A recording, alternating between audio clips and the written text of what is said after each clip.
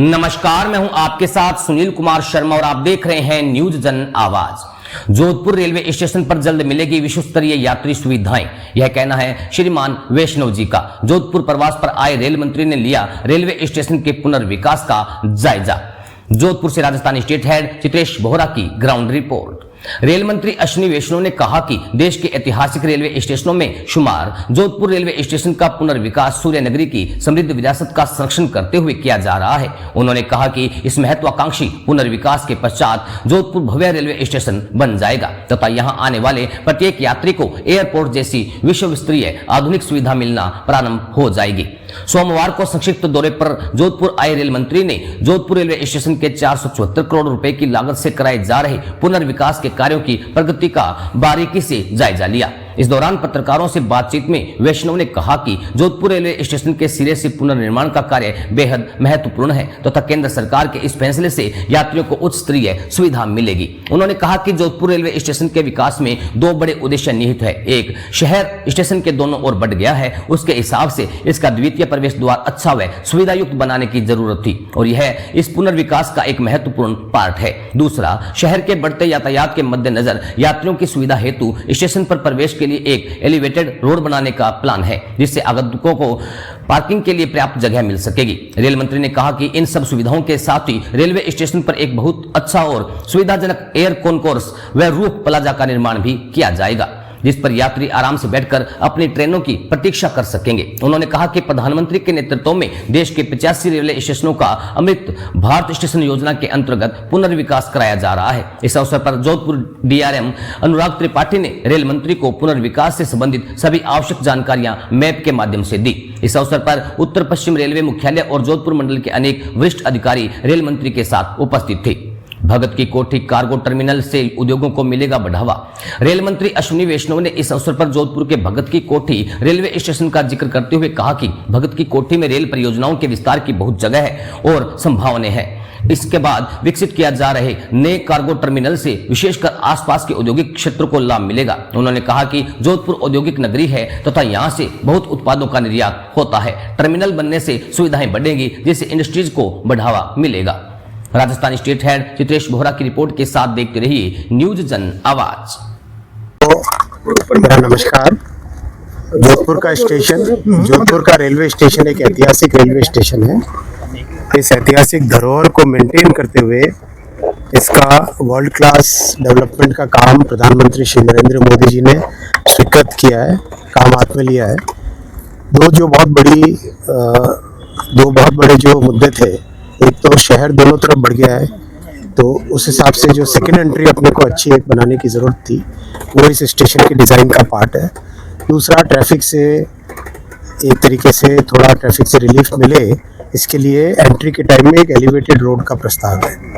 बहुत सारी पार्किंग की स्पेस बन रही है और एक बहुत अच्छा जो कॉन्कोर्स बनेगा, रूफ प्लाजा बनेगा जिसपे अपने पैसेंजर्स आराम से बैठ सके, भोजन कर सके। जोधपुर में तो भोजन का खास एक विशेष महत्व है, तो भोजन कर सके और यहाँ के जो लोकल अपने प्रोडक्ट्स हैं, चाहे यहाँ का गुलाब जामुन हो, चाहे माखन भोग हो, चाहे लस्सी हो, वो सब चीज़ें यहाँ पे सेवन कर सके। जितने भी बाहर से दूर दराज से लोग आते हैं जोधपुर, साथ ही साथ इंडस्ट्री के पॉइंट ऑफ व्यू से भी बहुत सोच के पास में अच्छा एक टर्मिनल बने। भगत की कोठी के पास में कार्गो टर्मिनल एक बन रहा है, वो भी अच्छा एक फैसिलिटी बनेगी क्योंकि यहाँ से जोधपुर से एक्सपोर्ट अपना खूब होता है और इंडस्ट्री को कैसे बढ़े, कैसे बढ़ावा मिले, वो प्रयास रहेगा।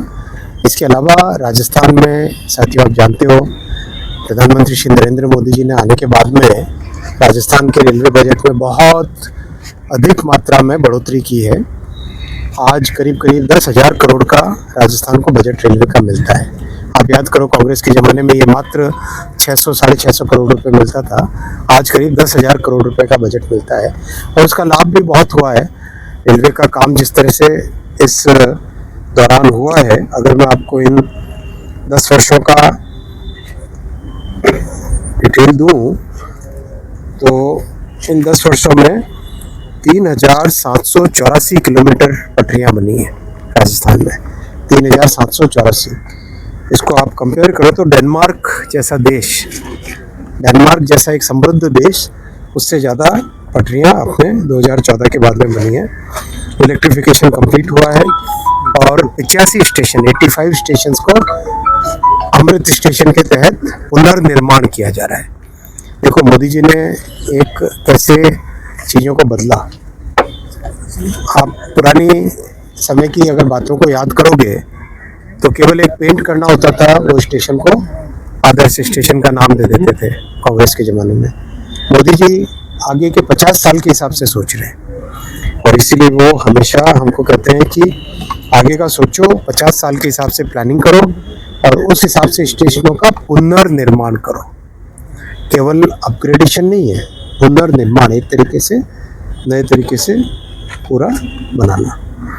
राजस्थान में करीब 1500 फ्लाईओवर और अंडरपास बने, 1510 एग्जैक्टली।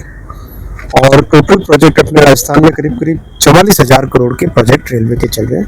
एग्जैक्ट नंबर बोलें तो 43,918 करोड़, 44,000 करोड़ के प्रोजेक्ट्स रेलवे के राजस्थान में चल रहे हैं। बहुत सारे प्रोजेक्ट हैं। पुष्कर से मेड़ता की नई लाइन सैंक्शन हुई, फिर अपना अंबाजी से आबू रोड कनेक्टिविटी, तरंगा हिल तक, लोनी से समदड़ी बिलड़ी की डबलिंग 272 किलोमीटर, रिंगर से खाटू श्याम जी की नई लाइन 17 किलोमीटर, जयपुर से सवाई माधोपुर की डबलिंग 131 किलोमीटर, अजमेर से चित्तौड़गढ़ की डबलिंग 178 किलोमीटर, रतलाम से बांसवाड़ा डूंगरपुर, इसमें थोड़ा सा एक इश्यू है, स्टेट गवर्नमेंट के साथ फंड शेयरिंग का मुद्दा था और चूंकि आदिवासी बहुल क्षेत्र है इसलिए इसका एक विशेष अनुमोदन केंद्र से लिया जाएगा राज्य सरकार के सहयोग के साथ। मावली देवगढ़ मदारिया, इसका गेज कन्वर्जन बहुत लंबे टाइम से इस मुद्दे को सॉल्व करना था और सॉल्व हो नहीं पा रहा था। उसमें एक बीच में सेंचुरी आती है, वाइल्ड लाइफ सेंचुरी आती है, इसलिए उसका एक बहुत अच्छा तरीका निकाला गया, सॉल्व किया गया उसको। फिर ग्वालियर के साथ जुड़ेगा शिवपुर कला, कोटा तक आएगी लाइन। वैसे ही रामगंज मंडी से भोपाल नई लाइन, नीमच से बड़ी सादरी नई लाइन, रास से मेड़ता नई लाइन। और स्टेशन तो बहुत ही सारे हैं, बहुत बड़े बड़े स्टेशन है। बीकानेर का, कोटा में 2 स्टेशन, गांधीनगर जयपुर और जयपुर मेन, ये 2 स्टेशन, जैसलमेर, जोधपुर, कोटा, उदयपुर, बहुत सारे स्टेशनों का अच्छा निर्माण चल रहा है। अपने यहाँ वंदे भारत अहमदाबाद के लिए चली, उदयपुर से जोधपुर जयपुर की वंदे भारत भी चली और गाड़ियों में भी और भी बढ़ोतरी हुई। अपने प्रवासी राजस्थानी जो महाराष्ट्र में है, तमिलनाडु में है, जो पश्चिमी राजस्थान से विशेषकर जो गए हैं उस तरफ, उन सब के लिए भी विशेष गाड़ी की व्यवस्था की गई है और समर रश के लिए भी विशेष व्यवस्था की गई है। मुंबई के लिए भी गाड़ियों की फ्रीक्वेंसी में इम्प्रूवमेंट हुआ है और प्रयास करते जाएंगे। ये शुरुआत है मोदी जी के 10 साल एक तरीके से फाउंडेशन ले करने का काम है और विकसित भारत को मिलकर बनाना आपको और हमको। वंदे भारत और अमृत ट्रेनें चल रही हैं, स्टेशन पर समाज के मध्यम वर्ग और गरीब वर्ग की सवारी है। बहुत ही फोकस के साथ रेलवे में गरीब से गरीब व्यक्ति को एक अच्छी अफोर्डेबल, मिडिल क्लास के एक नौजवान को एक अफोर्डेबल सर्विस मिल सके, सेफ सर्विस मिल सके, उस भावना के साथ हम लोग काम कर रहे हैं। आपने देखा होगा कि जब कोरोना के बाद में थोड़ा लोगों की यात्रा में परिवर्तन हुआ और उसके बाद में फिर वापस सामान्य होना शुरू हुआ, तो ज़्यादा यात्रियों को ले जाने के लिए करीब 12,000 जनरल कोच अपन ने एक्स्ट्रा बनाए, जैसे कि हर गाड़ी में कम से कम 4, कम से कम जहाँ ज़रूरत पड़े वहाँ पे 6 जनरल कोच भी हो सके। फिर खूब सारी स्पेशल ट्रेनें चलाई। एक तरीके से नई गाड़ी भी बनी, नई टेक्नोलॉजी की गाड़ियाँ भी आई, नमो भारत, अमृत भारत, अपना वंदे भारत और अब बुलेट भी आ रही है। तो एक तरीके से नयापन भी है और गरीबों का ध्यान रखें, मध्यम वर्ग परिवारों का ध्यान रखें, वो भी फोकस है, हर तरीके से फोकस। फिर साफ सफाई पे बहुत ध्यान है। आपने देखा होगा स्टेशनों की सफाई हो, ट्रेन की सफाई हो, हर तरीके से। अभी ट्रेन की सफाई में तो और भी एक अद्भुत, बहुत ही बड़ा एक निर्णय लिया जा रहा है। क्लीन ट्रेन स्टेशन होते हैं जहाँ पर एक मेजर क्लीनिंग होती है ट्रेन की। देश भर में करीब 350 थे हैं, तो उसको डबल किया जा रहा है। 750 के आसपास क्लीन ट्रेन स्टेशन बनी हुई है जहाँ पर पूरी कंप्लीट क्लीनिंग, जैसे एयरपोर्ट पे क्लीनिंग होती है एयरक्राफ्ट की, उस तरह की क्लीनिंग का व्यवस्था की जाएगी। सर देश भर में रेल की ऐसी कई जमीन है जहाँ पर मीटर गेज डाल रखी है, लेकिन एनक्रोचमेंट हो रहा है। जब जोधपुर में भी एक फिलोसर चौकर से लेकर शहर में जो है डेमो ट्रेन चलाई जा सकती है, पूरी जमीन पर जो है लगातार एनक्रोचमेंट हो रहा है। इसमें यहाँ पे डेमो ट्रेन चलाकर रेलवे जो है कहाँ से कहाँ तक है? ये फिलोसर चौकर से लेकर शास्त्री नगर, यहाँ से मुझे इसको नक्शा पे दिखाना। डीआरएम साहब को मैं बोलता हूँ मुझे नक्शे पे दिखाना। जोधपुर उदयपुर से कब जुड़ेगा, तो कैसे जुड़ेगा सर? तो प्लान है रेलवे का? हाँ क्यों नहीं, जोधपुर से उदयपुर जुड़ेगा, बिल्कुल जुड़ेगा। सर जोधपुर से एक हैदराबाद ट्रेन चलती थी, पहले उसको बीकानेर विस्तार किया गया, फिर हिसार तक कर दिया गया। तो ऐसे जोधपुर से जो हैदराबाद ट्रेन डायरेक्ट की जरूरत है। हाँ ये बात सही है, ये डिमांड आई है, काफी डिमांड आई है। जोधपुर को दूसरी वंदे भारत एक वंदे कब मिलने जा रही है? दूसरी वंदे भारत की थोड़ा सोच समझ के करेंगे, क्योंकि अभी वो डेगाना वाली जो रूट है वो डबलिंग हुई है और उसका इलेक्ट्रिफिकेशन भी कंप्लीट हुआ है। तो एक एक करके step by step Vande Bharat का निर्माण भी बहुत अच्छी से तेजी से चल रहा है, तो और ज्यादा आएंगी ही आएंगी। सर हम हाई स्पीड ट्रेनें चला रहे हैं, लेकिन जोधपुर डिवीजन में अभी बहुत कम सेक्शन है जो 130 की स्पीड के है, तो इसमें कितना देखो आप थोड़ा सा याद करो 2014 के समय की, 2000 भूल जाना कंपेयर करना बहुत जरूरी है, सर क्योंकि हमें देखो देश के सामने ऐसा नेतृत्व, एक नए तरीके से काम करने का नेतृत्व 1947 के बाद में पहली बार आया है।